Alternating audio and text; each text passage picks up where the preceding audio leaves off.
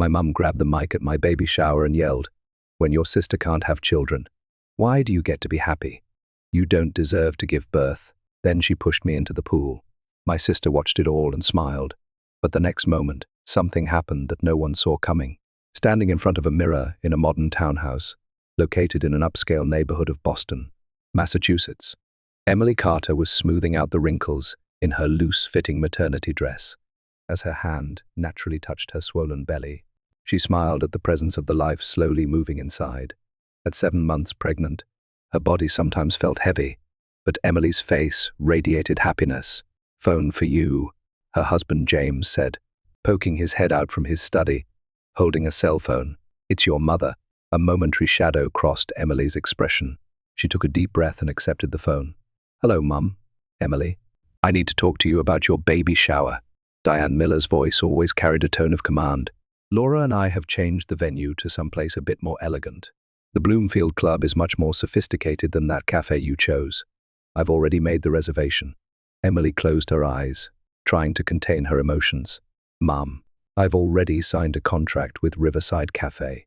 All my friends know the location. Don't worry about the money. I'll pay the cancellation fee." Diane interrupted her daughter.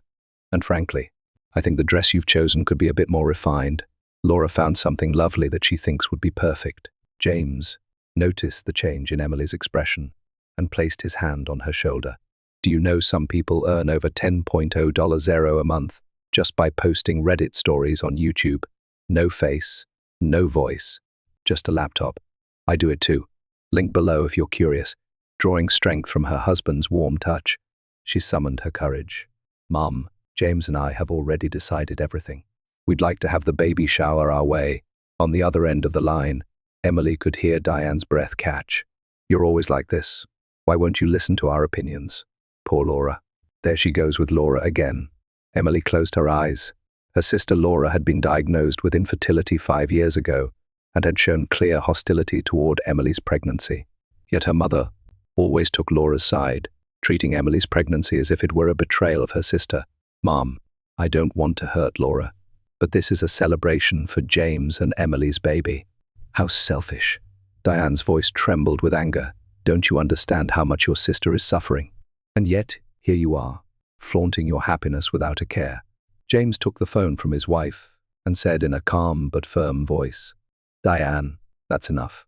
Emily needs to avoid stress right now. The baby shower will proceed as we've planned. If you don't want to attend, that's your choice." He ended the call and embraced his trembling wife. Tears fell from Emily's eyes. "Why can't Mum love me?" she whispered, burying her face in James's chest. "It's not your fault," James said gently, rubbing her back. "Diane and Laura's problems are their own." Later that evening, Emily received a call from her father, William. In his usual quiet voice, he apologized for his wife's behavior. "Emily, I'm sorry about your mother's words. She's really just concerned about you." Emily gave a bitter smile. Her father always made excuses for her mother. Though kind and gentle, he had always been submissive to his wife, Diane, and since Emily's childhood, he had turned a blind eye to the verbal abuse her mother heaped upon her. "It's okay, Dad. I'm used to it by now. I'll definitely come to the party. I'll bring your mother and Laura too. I promise," William said. "They'll surely come around." Although Emily hoped her father's words would come true, she knew how unlikely that was. Since childhood, her mother had told her, "You're a disgrace to our family," while Laura stared at her with resentful eyes, saying, "Why you and not me?" In such a home environment, Emily had desperately struggled to find her place. In high school, she had excelled academically and won scholarships. In college, she majored in real estate. After graduation, she immediately joined a luxury real estate company and, through talent and hard work, rose to the position of sales manager. Most importantly, she had met James, and through his unconditional love, she had come to believe that she too deserved happiness. James came into the living room and sat beside Emily. "Did you talk with your father?" Emily nodded. "The usual. He says he'll bring Mum and Laura, but don't worry." James took her hand. "If they try to cause any trouble, I'll handle it right away. My job is to protect you and the baby." Emily gazed into her husband's sincere eyes, grateful for the miracle of meeting him. Yet deep inside, Anxiety swirled about what was to come. She couldn't imagine her mother and sister quietly celebrating her happiness. She could only think they were plotting something. Still, she didn't give up hope. She believed that perhaps the baby would bring peace to the family. The day of the baby shower was a pleasant Sunday in May. Riverside Cafe had been specially decorated with pale pastel blue ribbons and balloons. The outdoor terrace featured a large pool with clear water, sparkling in the sunlight. Emily's best friend, Rachel, who was coordinating the baby shower, was checking the final decorations. Everything's perfect. Rachel held Emily's hand reassuringly. You just need to relax and enjoy yourself. Emily smiled gratefully, but inwardly, she was uneasy. As guests began to arrive, she kept watching the entrance. James came to her side and asked quietly, "Are you okay?" "Yes. I'm just worried about Mom and Laura. If anything happens, tell me right away." He kissed her cheek. "This is your special day. I won't let anyone ruin it." Just as Emily was beginning to relax, a stir occurred at the entrance. Turning around, she saw Diane, William, and Laura coming in. Diane was dressed in a flashy red dress, walking with an air of dignity as if she were the guest of honor at this party. Beside her stood William in his usual modest attire, looking somewhat apologetic, and behind them was Laura. Despite knowing her sister was pregnant, Emily's sister wore a tight, body-conscious dress, deliberately emphasizing her slim waist. A faint, ironic smile played on her face. "Congratulations, Emily," Laura said in a syrupy voice. "It's so like you to have a party in such a casual place." Emily took a deep breath, trying to maintain her smile. "Thank you for coming, Laura, and Dad. And Mum, too." Diane looked Emily's pregnant figure up and down and said in a low voice, "Couldn't you have chosen a larger size for that dress? Your belly is way too prominent." "Mum, this is a maternity dress. I am pregnant." Emily tried to stay calm. "Well, everyone knows that," Diane said, deliberately raising her voice. "You were always a child who craved attention, fortunately." Rachel intervened at that moment. "Mrs. Miller, Mr. Miller, Laura, welcome. Would you like something to drink?" Saved by Rachel's quick thinking, Emily let out a small sigh of relief. James put his arm around her waist and guided her toward the other guests. On the surface, the party proceeded smoothly. Emily's colleagues and friends surrounded her, chatting excitedly about the baby and expectations for the birth.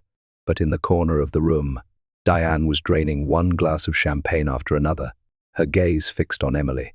Laura was being unnaturally kind to Emily's friends, but anyone sensitive would notice that her smile didn't reach her eyes. She deliberately engaged Emily's colleagues in conversation, spinning a fictional tale about how close we were before my sister got pregnant. "Emily has always loved children," Laura was telling Emily's friend Claire. "She's more maternal than I am. You know, I've always prioritized my career." The truth was exactly the opposite. Laura had declared since her student days that she would someday have a wonderful family, but was diagnosed with infertility after marriage. Meanwhile, Emily, while building her career, had loved the man she met and was naturally moving toward having a family. Rachel gathered everyone together and announced it was time for games. "Now we'll play advice for the mother-to-be. We'll read cards with parenting advice written for Emily, and she'll try to guess who wrote each one." As the game progressed, Diane's attitude became increasingly aggressive. She was now on her third glass of champagne, occasionally laughing loudly and inappropriately. William quietly grabbed his wife's elbow, trying to restrain her, but Diane shook off his hand. "I have some advice too." Diane suddenly stood up and walked unsteadily toward Emily. "Children are born to take revenge on their parents. Now you'll get to experience all the trouble you caused me." The room fell silent. The color drained from Emily's face. James stood up and confronted Diane. "That's enough. Mrs. Miller, could you please be a little more restrained?" At this point, Laura moved to her mother's side and whispered something in her ear.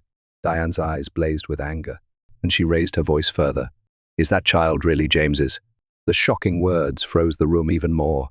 Emily clutched her belly protectively with trembling hands. James's face reddened with anger, and he took a step toward Diane. "Leave now. You are no longer welcome here." William stood up and grabbed his wife's arm. "Diane, let's go home. You've had too much to drink. Let go of me." Diane shook off her husband's hand. "I still have more to say." The party was on the verge of collapse. Emily's friends were disturbed, exchanging confused glances. Rachel moved to Emily's side, trying to support her. It's okay, Emily. You've done nothing wrong. At that moment, Emily took a deep breath and stood up. For the first time in her life, she raised her voice firmly to her mother. Mum, please, just for today, let it be my day. A day to celebrate the baby. Her words silenced Diane for a moment. In this brief moment of calm, James announced, "It's time to open the gifts," trying to ease the tension. As time passed, the atmosphere in the venue gradually softened. Emily expressed gratitude for the heartfelt gifts from her friends, carefully handling each baby outfit, picture book, and toy. James sat beside her, occasionally placing his hand on her shoulder and smiling at her. "This blanket was knitted by my grandmother," Emily's colleague Claire explained. "It's been passed down through generations. May it bring happiness to your baby too." Emily held the soft blanket against her cheek, tears of emotion in her eyes. "Thank you so much, Claire. I'll treasure it." Meanwhile, Diane was by the window, draining another glass. Beside her, Laura stood with her arms folded across her chest, watching Emily with a cold gaze. Their disgruntled presence hovered like a thin cloud over the venue, but at least for now, they weren't causing any further disruption. Rachel took the microphone and drew the guests' attention. "Everyone, it's time to hear a few words of thanks from Emily." Emily slowly rose, supporting her large belly, and took the microphone from Rachel. She took a deep breath, smiled, and began to speak. "Everyone, today I..." But her words were cut short. Diane suddenly stepped forward and snatched the microphone from Emily's hand. Her eyes were bloodshot with anger and drunkenness. Her face distorted. "I have something to say too." Diane raised her voice. "None of you know what kind of person my daughter really is." "Mum, stop," Emily pleaded. James stood up and took his place beside his wife, but Diane wouldn't stop. She gripped the microphone and cried out in a trembling voice. "Why are you acting so happy when your sister can't have children? You don't deserve to have a baby." The venue fell into stunned silence. The guests were shocked into speechlessness, looking at each other's faces. All color drained from Emily's face, and she stood frozen. "Laura has been undergoing infertility treatment for 5 years." Diane raised her voice even more. "And yet you got pregnant without any struggle. And now, you're showing off like this." Emily tried to respond with trembling lips. "Mum, I never meant to hurt Laura." "Liar." Diane took a step toward her daughter. "You've always had to be number one since you were little, always seeking attention, pushing Laura into the shadows." From the edge of the room, William stood up and called out, "Diane, that's enough." But his wife wouldn't listen. James stood between Diane and his wife, saying in a resolute voice, "Stop this right now, or I'll call security." "Are you trying to take my daughter away from me?" Diane spat at James. "You're just as guilty, spoiling her and separating her from our family." Suddenly, Diane shoved James aside and rushed toward Emily. Her eyes held a madness beyond reason. "You should never have been born." With that cry, Diane grabbed Emily's arm and pulled hard. Emily, heavy with child, lost her balance and cried out. A scuffle ensued between the two women while the guests watched, frozen in terror. As James tried to rush to them, he was stopped by Rachel. "James, quick. There's a man waiting outside about a delivery. Go check it out. This isn't the time. It's urgent. It's about the cake." Rachel was desperate. James hesitated for a moment, but, in the confusion, believed Rachel's words and hurried outside. Seizing that moment, Diane grabbed Emily's shoulders and pushed her hard. Emily stepped backward, tripping on the edge of the pool. As her eyes widened in terror, Diane gave one final push. 7 months pregnant, Emily completely lost her balance and fell into the pool. Her scream was submerged in water. Her dress absorbed water and became heavy, causing her to sink momentarily. "Emily!" the guests screamed. William was stunned, staring at his wife in disbelief. "Diane, what have you done?" But most horrifying was Laura's reaction.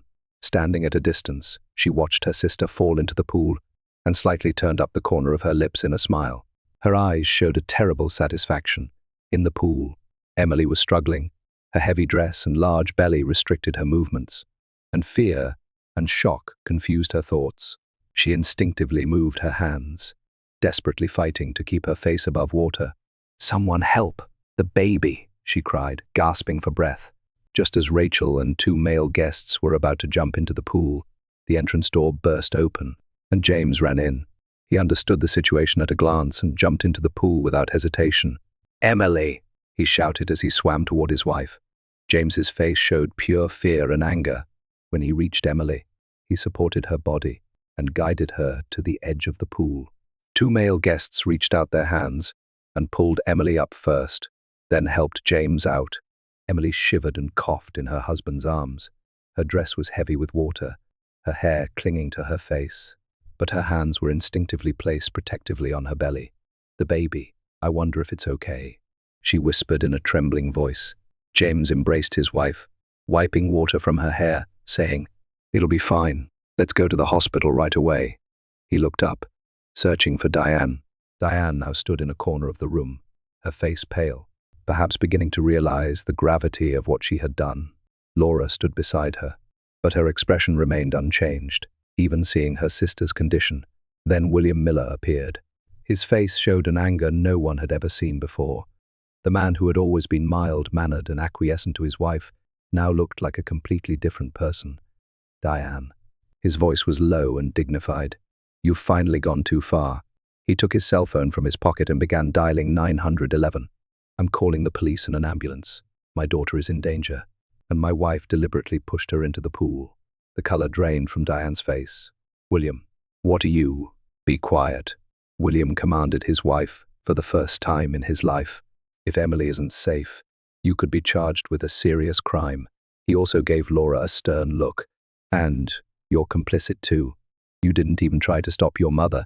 Rachel brought towels and draped one over Emily's shoulders. She and James took Emily to a safe place in the room and sat her in a chair.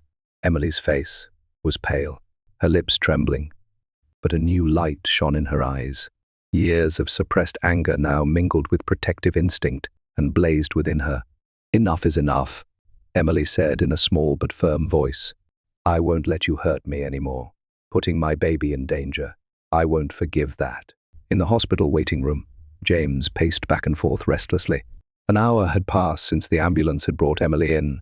His wet clothes hadn't completely dried yet, and his hair was still disheveled. "Will she be all right? The baby?"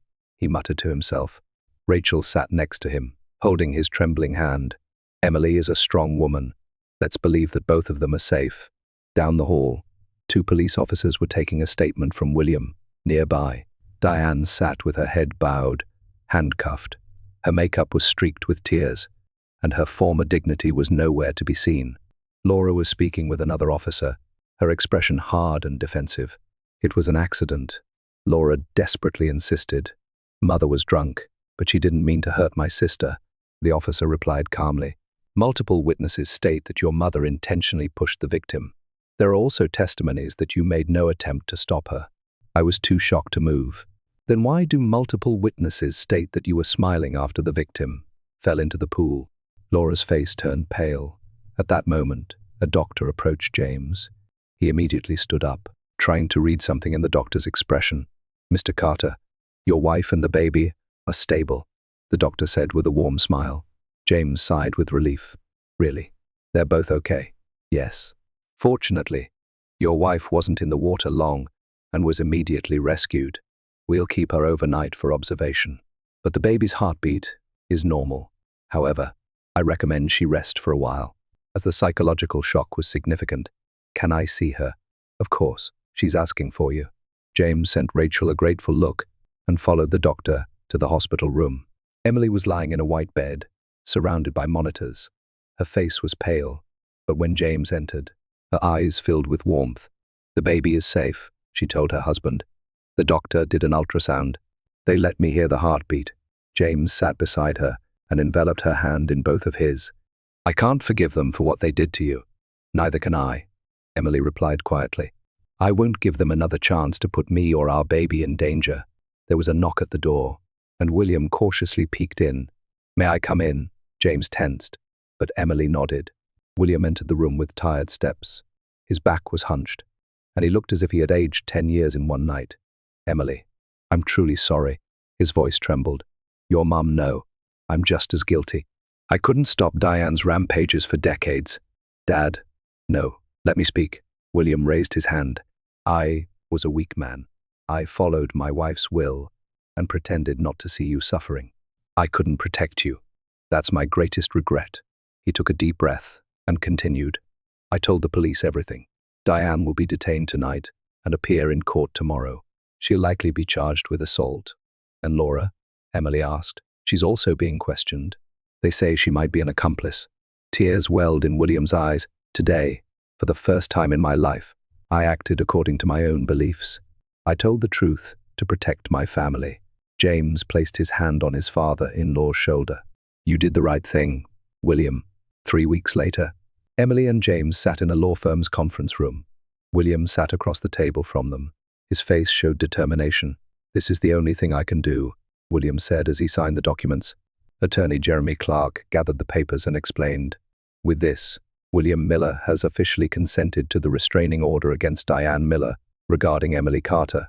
A similar restraining order against Laura Miller has also been approved. What about the trial? James asked.